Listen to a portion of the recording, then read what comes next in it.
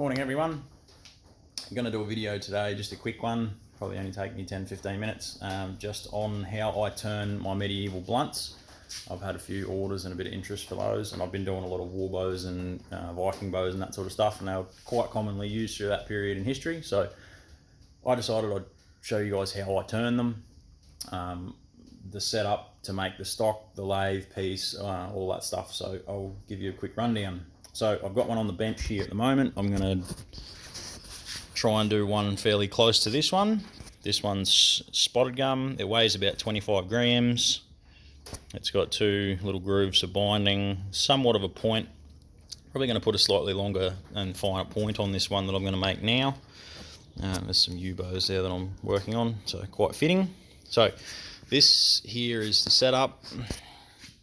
It's a 40mm square block of grey ironbark. I'm going to roughly mark the middle of it. I don't even really need to be that accurate. I can just kind of sort of say that's about middle, so that little mark there. Then what I'm going to do is drill into the end grain just a little bit with a small drill bit, and then I will set you guys down quickly and just change up my drill bit, and then I'll go through it, what the tape's for and all that stuff.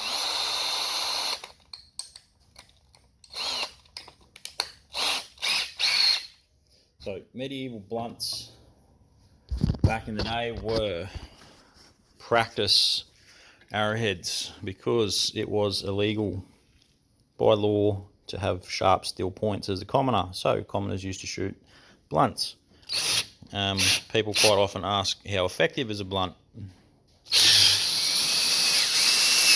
The answer to that, very.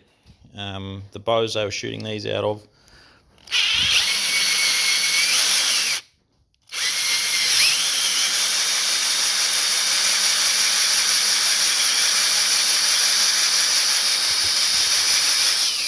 very powerful bows. So I've got a bit of a hole started there. The tape on the end of this is my socket length for the head. It's an inch from the bevel end on the bit to the bottom of the tape. So that's righto guys, sorry about that, video cut out on me. I was explaining the bevel end on the tape. So I have an inch socket, so if you do happen to order any of these heads off me, make sure your arrows are left an inch long from what you need them, just to slot the shafts into the sockets. So we're round at the wood lathe. I've got the hole drilled in the center of my block. I've got a 1/2 inch spindle, hardwood spindle. This is just a solid block of spotty, I believe it is, with a turned spindle down to 1/2 inch so it can fit the 1/2 inch holes. Put the wood on. Right, now we're ready to turn. First chisel I'm going to be using is a 3/8 or 1/2 inch roughing gouge. So what I'm going to do first is just rough this out to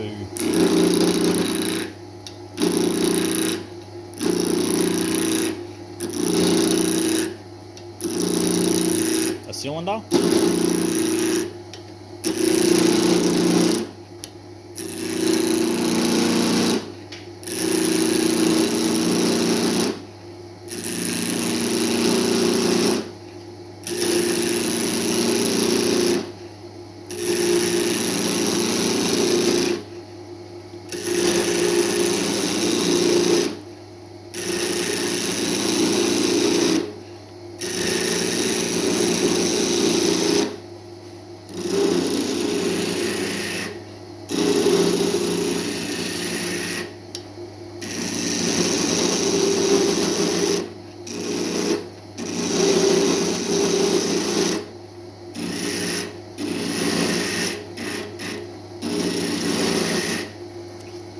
Now, of course, they didn't have electric lathes back in the day, so all of this work would have been done on a pole lathe, but the process would have been nearly identical. The only issue is you're turning the piece out of a much longer area of wood because you need wood to have the rope on it to actually power the lathe itself. So the sockets might have been a lot longer just so that they had a position to actually power the lathe. But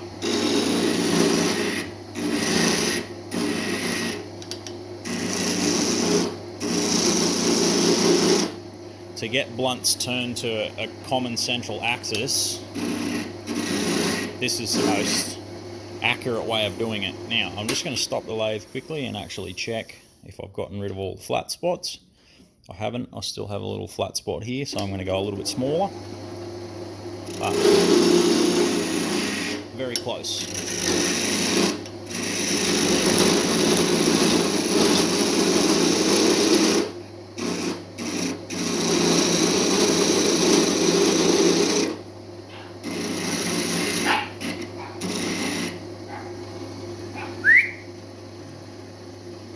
Dogs are playing up. Now I've still got a little flat spot, so I've got to go a bit smaller.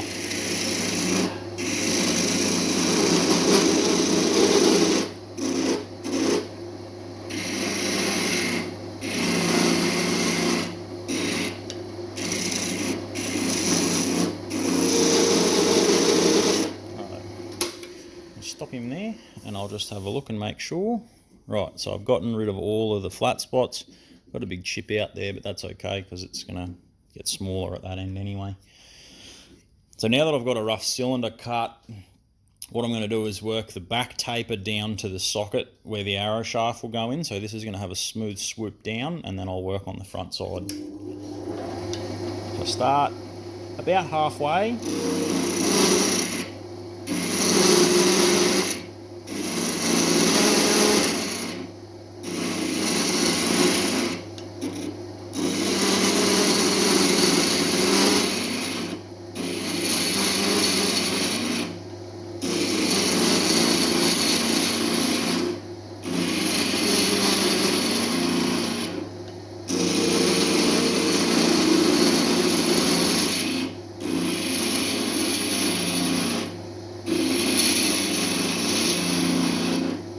So I'm starting to get that teardrop sort of shape going now.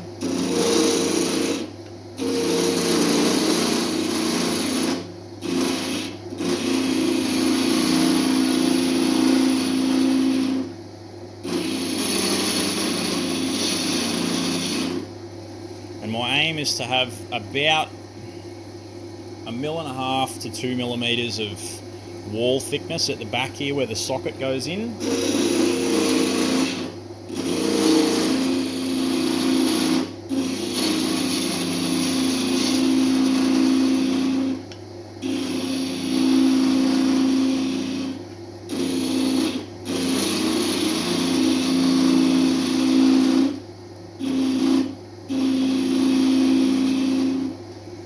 Once I get down to that point, I'll just cease turning.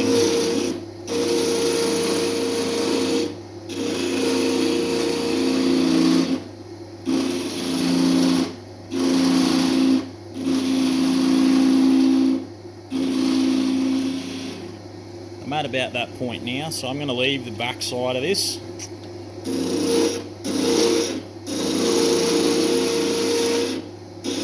And I'm actually going to start turning the front side.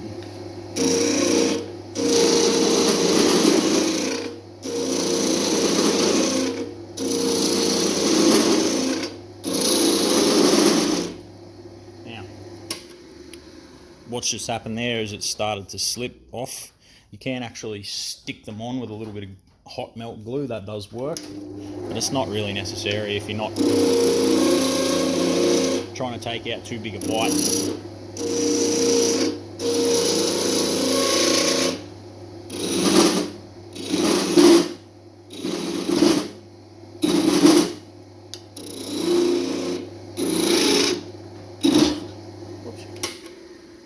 Just need to put him back on properly there.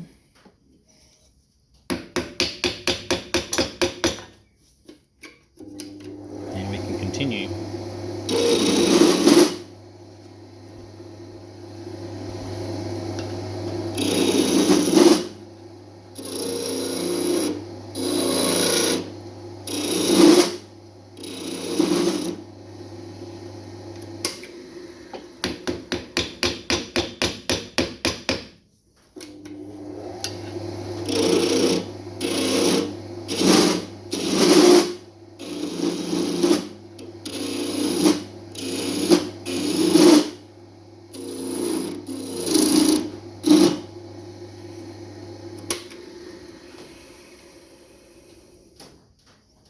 It's much easier with a slightly softer timber.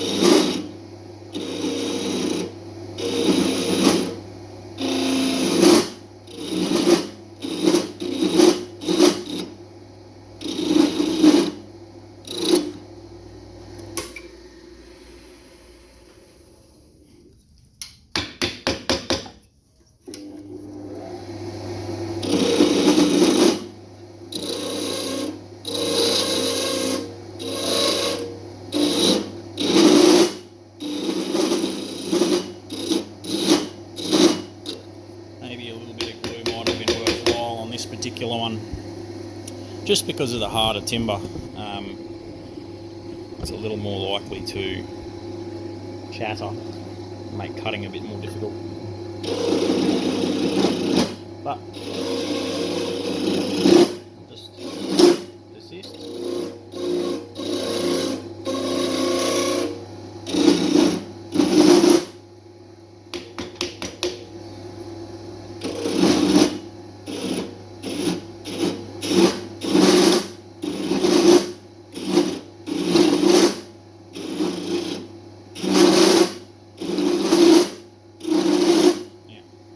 Another option, you can actually go to a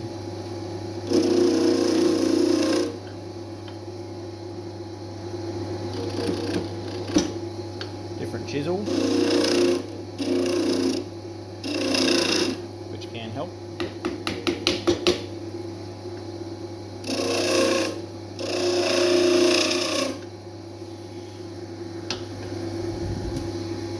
Or a smaller one.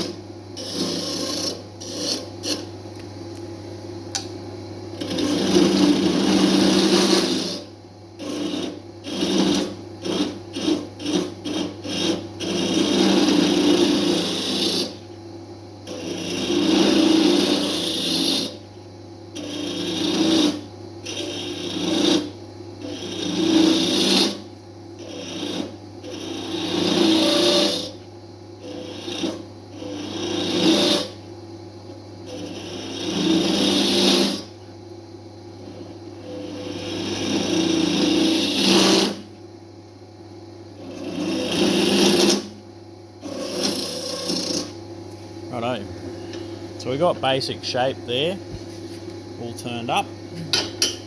I'm just going to refine that front shoulder very slightly.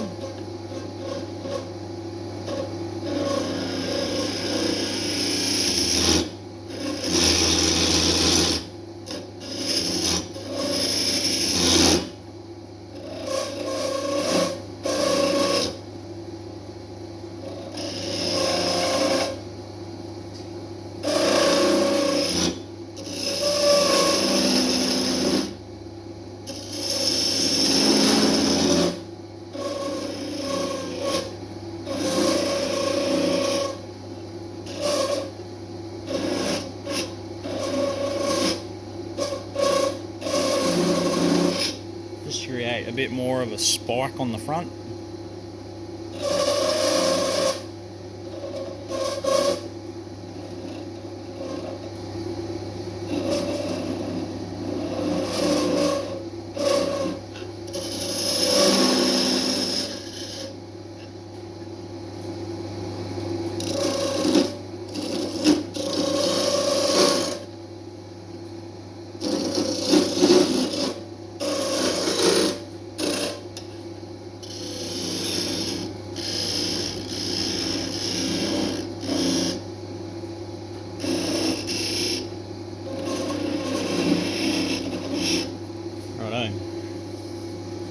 nice flat face, a big impact with a cone that's going to catch on what we want it to catch on.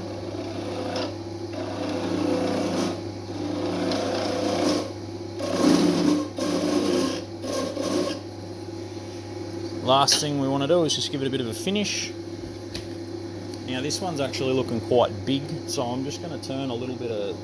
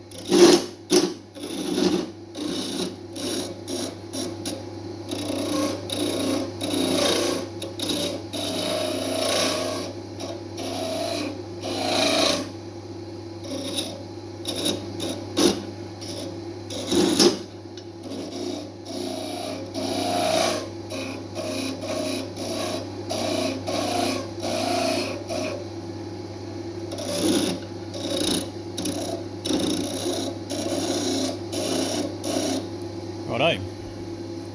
So that's basically the shape that I'm looking for. Last thing I want to do is get some sandpaper.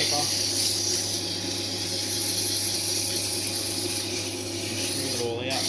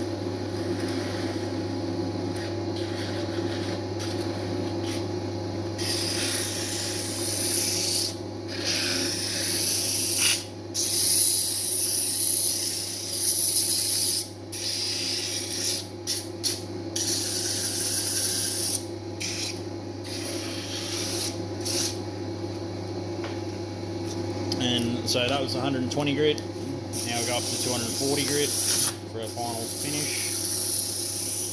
These they don't need to be finished up really fine. They're going to get beat up getting shot into the ground, so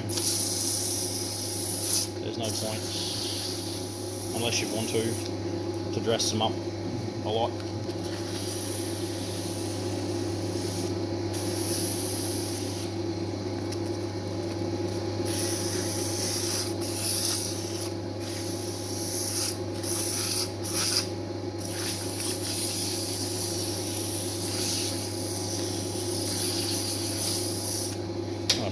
And then the last thing that we've got to do is just cut the little binding grooves.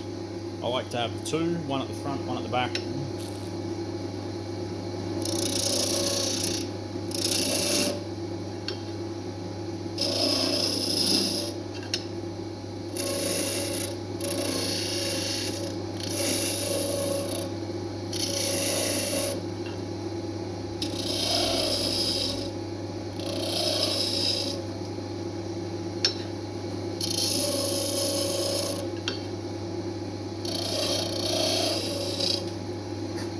There's the first one.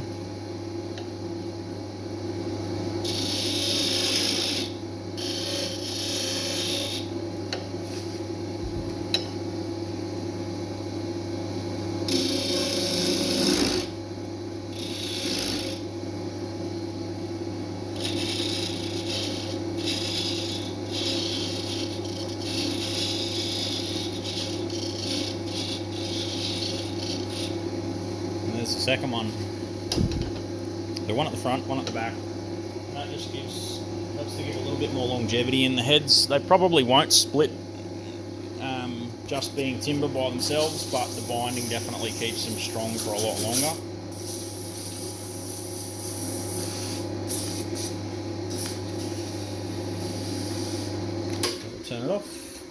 thought.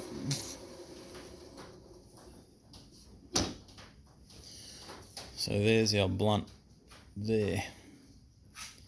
So we've got a nice long spike, flat face, so the spike will catch in flesh.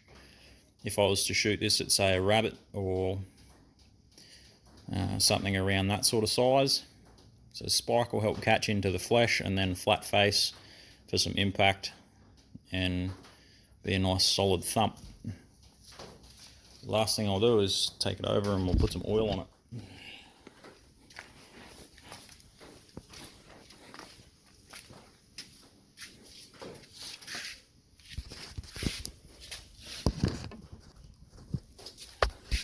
This way is probably going to work better.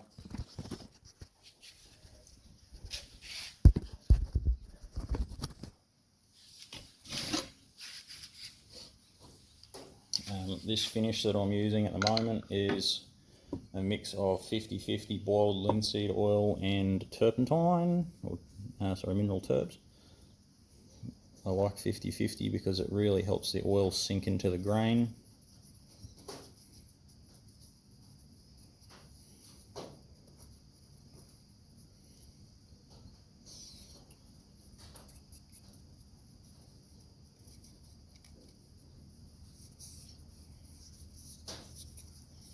And get a nice smooth finish.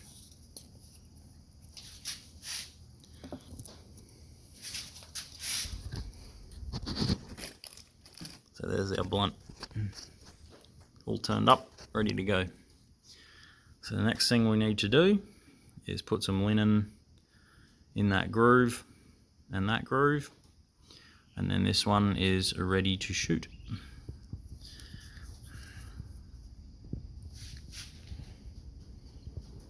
So I hope that helps, guys. That gives you an idea of how these are made, or how these were made. If you have any interest in getting a set, I'm actually making a set of spindles to take 11/32 and also 3/8 socket sizes, as well as these big 1/2 inch ones for the guys that are shooting heavy bows with 1/2 inch sockets. These are definitely available. So PM me on my makers page, Outlaw Bows, on Facebook, and we'll get you a set made up. Cheers for watching the video, really appreciate it, and I hope it helps some of the guys that are interested in this sort of stuff. So cheers, straight shooting.